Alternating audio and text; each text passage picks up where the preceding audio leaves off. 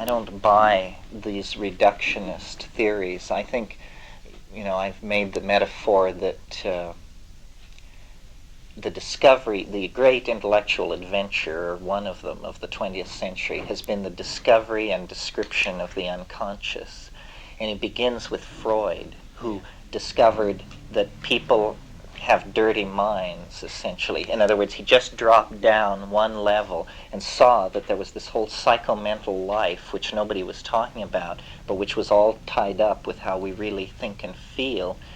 And then no sooner had he gotten this fairly well laid out and working the way he wanted than his student Jung broke away from him and said, yes, that's all true, but the entire sexual complex has to be centered in a larger sphere, which I will call the collective unconscious, and which will include not simply personal traumatic material and repressed wish fulfillment and all this stuff, but also the traumatic material and suppressed wish fulfillment and psychic dominance of the species. And this seemed like a very far out idea. It meant that we were all somehow connected and that cultural patterns, you see, in the 19th century, they always tried to trace on the ground how a goddess or a magical belief got from one place to another, because they reasoned how else could it be transmitted. Jung blows that all up and says, well, people will spontaneously invent the same religious forms, the same rituals, the same notions worldwide, because that's just how people are. Now I think that what the tryptamine hallucinogens hold out is a new level in defining and enunciating what the unconscious is. It's that beyond the Freudian position, beyond the Jungian concern with the images embedded in the species mind, actually a major portion of what's called the unconscious has nothing to do with human beings and is much more like a landscape or a place than it is like repressed memories or archetypal images. It simply is a place.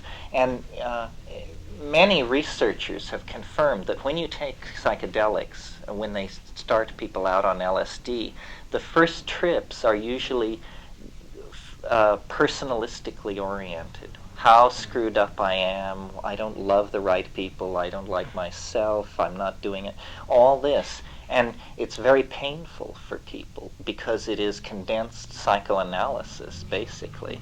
But if they will persist, and many people don't, they just say, my God, who needs this? I'm worried enough as it is. I don't need to dwell. But if you persist, then that stops, because you can only be so screwed up, and you get it worked out. You actually come into a place of maturity. Then the Jungian the survey of these deeper levels of the psyche, these contact with dominance, seems to be what the psychedelic experience is. And the dominants, though, are usually presented as guardians of gateways, almost in a Gnostic schema where the soul has to ascend through gateways to escape the machinery of fate.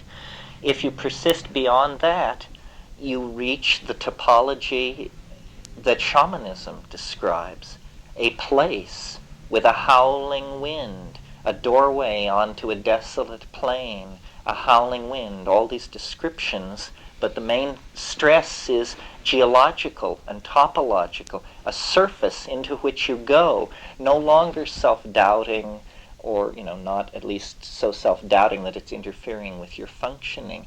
And this dimension is the one that is real puzzling, because if it was puzzling to explain how the Jungian information was coded in the brain, it's even more puzzling to explain how these topologies with no apparent tangentiality to human concerns could be there. And I think that what's going to have to give way to assimilate all this is the notion that the mind is something causally related to the brain. I don't think it is. And this has been an article of faith for 200 years, that eventually we would show that the activity, at first chemical and finally electrical, of the brain is causally related to thought. I don't think it is. I think that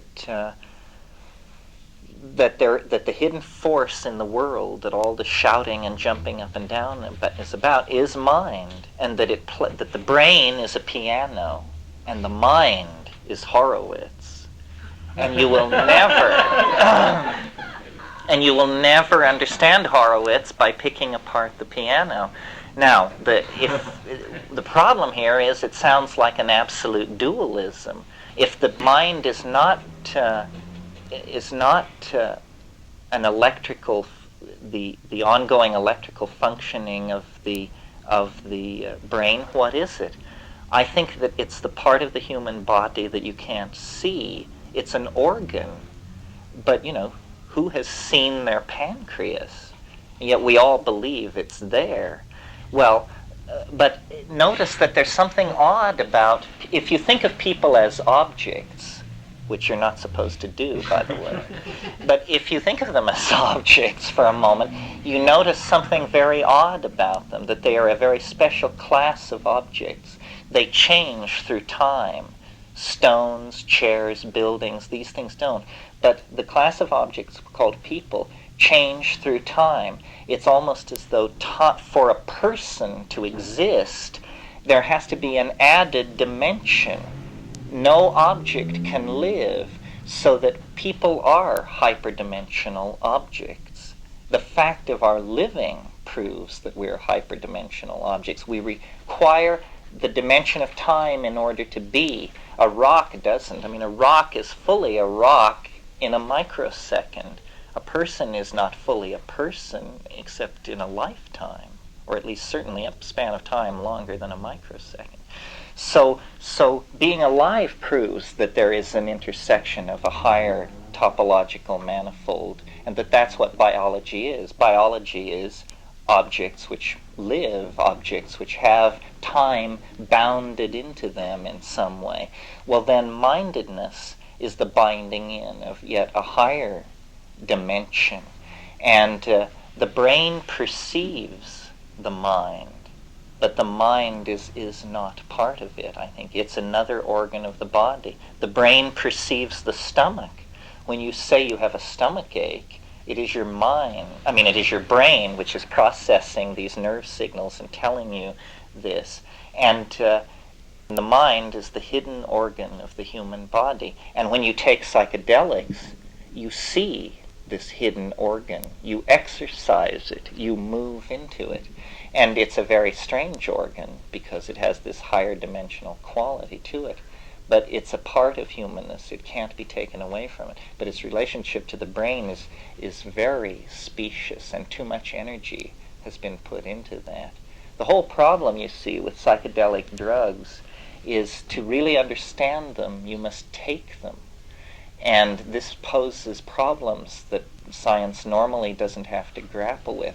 Scientists don't like that. They like to stand as far away from their subject matter as possible and believe that it is running through its changes completely without their intercession or input. And we're not getting a good picture of the activity of psychedelic drugs by giving them to prisoners or to people who have been pre-selected for some pre-selected sociopaths. What about channeling? You mean channeling voices and that kind of thing? Experiencing, not standing away from it. And well, no, you have to stand into it. This has been the problem. You see, the whole thing in the 19th century, all sciences wanted to emulate physics in terms of the elegance of the predictability, the highly mathematicized way in which quantity could be assigned to all the values manipulated. And to be a science, that's what it meant, to be as much like physics as possible. And it's always eluded psychology. Psychology is just whistling in the wind in terms of being a science, because sciences usually start out with a definition of their subject matter, and psyche, we're still waiting, There are only contentious voices being heard. So I think that the challenge of the psychedelics is a total challenge, a challenge to science, a challenge to each of us personally, a challenge to the notion that history has become an unavoidable part of being human, and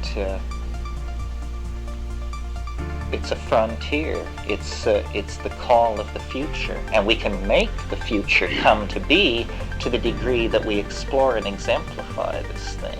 It is, that mind looms large in the future of humanity, and that psychedelics are actually catalysts for mind.